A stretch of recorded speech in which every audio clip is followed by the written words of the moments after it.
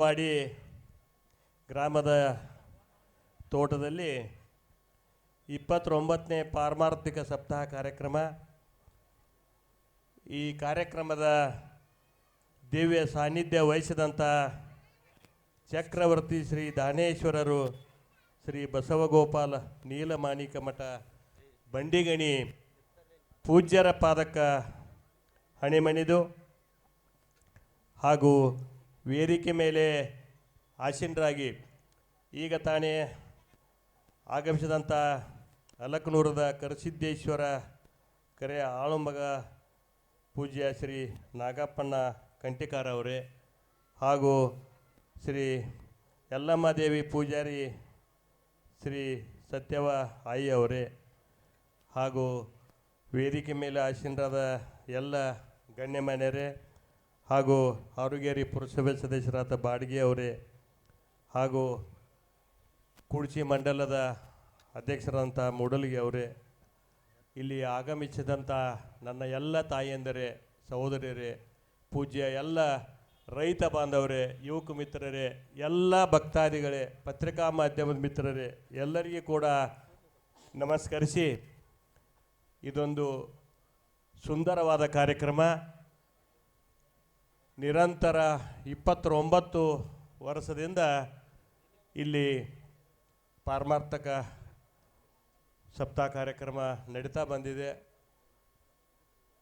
ಇಲ್ಲಿ ಅಪ್ಪಾಜಿಯವರು ಶಿಕ್ಷಣ ಸಂಸ್ಥೆಯನ್ನು ಕೂಡ ಹುಟ್ಟು ಹಾಕಿದ್ದಾರೆ.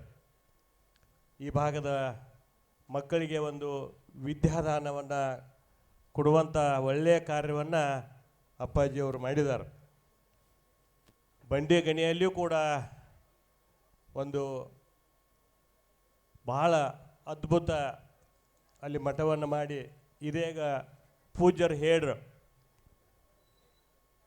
ಇವರ ಪರಮಾತ್ಮ ನಮ್ಮ ಕಣ್ಣಿಗೆ ದೇವ್ರೇನು ಕಾಣಿಸಂಗಿಲ್ಲ, ಆ ದೇವ್ರ ರೂಪದಾಗ ಪರಮಾತ್ಮ ಇವ್ರನ್ನ ನಿಮ್ಮೆಲ್ಲರನ್ನ ಉದ್ಧಾರ ಮಾಡಲಿಕ್ಕೆ ದಾನೇಶ್ವರ ಮಹಾರಾಜರನ್ನ ಇಲ್ಲಿ ಕಳಿಸಿಕೊಟ್ಟಿದ್ದಾರೆ ಪರಮಾತ್ಮ. ಅದಕ್ಕೆ ನೀವೆಲ್ಲ ಪರಮಾನಂದವಾಡಿ ಮತ್ತು ಸುತ್ತಮುತ್ತಿನ ಏನು ಗ್ರಾಮದಿಂದ ಹೆಣ್ಮಕ್ಳು ಸಾವಿರಾರು ಸಂಖ್ಯೆಯಲ್ಲಿ ನೀವು ಕೂಡಿದಿರಲ್ಲ, ಚಿಂಚಲಿ ಜಾತ್ರೆ ಕೂಡಿದಂಗೆ ಆಗೈತಿ. ಇಲ್ಲಿ ನೋಡಿದ ಕೂಡಲೇ ನನಗೆ ಭಾಳ ಸಂತೋಷ ಆಯ್ತು. ನಾ ಎಲ್ಲ ಮುಗಿದಿರ್ಬೇಕು ಕಾರ್ಯಕ್ರಮ, ನಂಗೆ ಲೇಟ್ ಆತಂತೇಳಿ ನಾ ಭಾಳ ಒಂದು ಹಳಾಳಿಲೇ ಬರ್ತಿದ್ನ್ಯಾ. ಆದರೆ ಇಲ್ಲೆಲ್ಲ ಜನಸಾಗರ ನೋಡಿ ಭಾಳ ಖುಷಿ ಆಯ್ತು. ಈಗ ಟೈಮ್ ನೋಡ್ರಿ 3:30 ಆಗಿ ಹೋಗೈತಿ. ಆದರೂ ಕೂಡ ನೀವು ಎಷ್ಟು ಒಂದು ಸಂತೋಷದಿಂದ ಅಪ್ಪವ್ರ ಮೇಲೆ ಒಂದು ಭಕ್ತಿ ಪ್ರೇಮ ಇಟ್ಕೊಂಡು ನೀವೆಲ್ಲರೂ ಶಾಂತ ರೀತಿಯಿಂದ ನೀವೆಲ್ಲ ಕೂತಿದಿರಲ್ಲ, ನೀವೆಲ್ಲರೂ ಪುಣ್ಯವಂತರ. ಅದಕ್ಕೆ ಅಪ್ಪವ್ರ ಆಶೀರ್ವಾದ ನಿಮ್ಮ ಮೇಲೆ ಸದಾ ಇರಲತ್ತೇಳಿ ಅಂದ ಈ ಸಂದರ್ಭದಲ್ಲಿ ಶುಭವನ್ನು ಹಾರೈಸಿ, ನೀವೇನು ಅಪ್ಪವ್ರ ಮೇಲೆ ಒಂದು ಭಕ್ತಿ ಇಟ್ಟು ನೀವೇನು ಇಲ್ಲಿ ನಡ್ಕೋತಾರಲ್ಲ, ಯಾವಾಗೂ ನಿಮಗೆ ಅಪ್ಪವ್ರು ಏನೂ ಕಡಿಮೆ ಮಾಡಿ ಕೊಡಂಗಿಲ್ಲ. ನಿಮಗೆ ಮನೆಯಲ್ಲಿ ಅನ್ನನೂ ಕಡಿಮೆ ಆಗಂಗಿಲ್ಲ, ನಿಮಗೆ ಯಾವ ರೋಗ ರುಜಿನೂ ಬರೋದಿಲ್ಲ. ನಿಮ್ಮ ಸಂಸಾರದಲ್ಲಿ ಎಲ್ಲ ಒಂದು ತೊಡರು ಏನಿರ್ತಾವೋ ಅವನ್ನೆಲ್ಲ ಅವರ ಎಲ್ಲಿದ್ದರೂ ಅವ್ರದ್ದೊಂದು ಜ್ಞಾನ ನೀವು ಮಾಡಿ ನೆನಪು ಮಾಡ್ಕೊಂಡ್ರೆ ಸಾಕ, ಅವರೆಲ್ಲ ಪರಿಹಾರ ಮಾಡ್ತಾರೆ. ಅವ್ರು ಎಲ್ಲಿ ಹಾಕಿರುವಾರ ಇದ್ದಲ್ಲಿ ಅಲ್ಲಿ ಕೂತ ಅವರ ದೃಷ್ಟಿ ನಮ್ಮ ಮೇಲೆ ಬಿತ್ತಂದ್ರೆ ನಾವು ಪಾವನರಾಕ್ಕಿವು. ಅದಕ್ಕೆ ನಿಮ್ಮೆಲ್ಲ ಒಂದು ತಾಯಿಂದರಿಗೆ ಸಹೋದರಿಗೆ ನಾ ಹಂಗೆ ಕಳ್ಕಳಿ ವಿನಂತಿ ಏನಂದ್ರೆ, ನಾನು ಕೂಡ ಆ ಮಠಕ್ಕೆ ಬಂಡಿಗಣಿ ಮಠಕ್ಕೆ ಹೋಗಿ ಬರ್ತೀನಿ. ಆದ್ರೆ ನಮ್ಮ ರಾಜಕೀಯ ಜಂಜಾಟದಾಗ ನಮಗೆ ಪ್ರತಿ ಸಲ ಹೋಗ್ಲಿಕ್ಕೆ ಆಗಂಗಿಲ್ಲ. ಆದರೂ ಕೂಡ ನಾವು ಎಲ್ಲಿದ್ದಲ್ಲಿ ಮುಂಜಾನೆ ನಾವು ಅವ್ರ ಜ್ಞಾನ ಮಾಡಿ ಅವ್ರ ನೆನಪು ಮಾಡಿ ನಾವು ಚಹಾ ಕುಡಿತೇವೆ, ನಾಷ್ಟ ಮಾಡ್ತೇನೆ.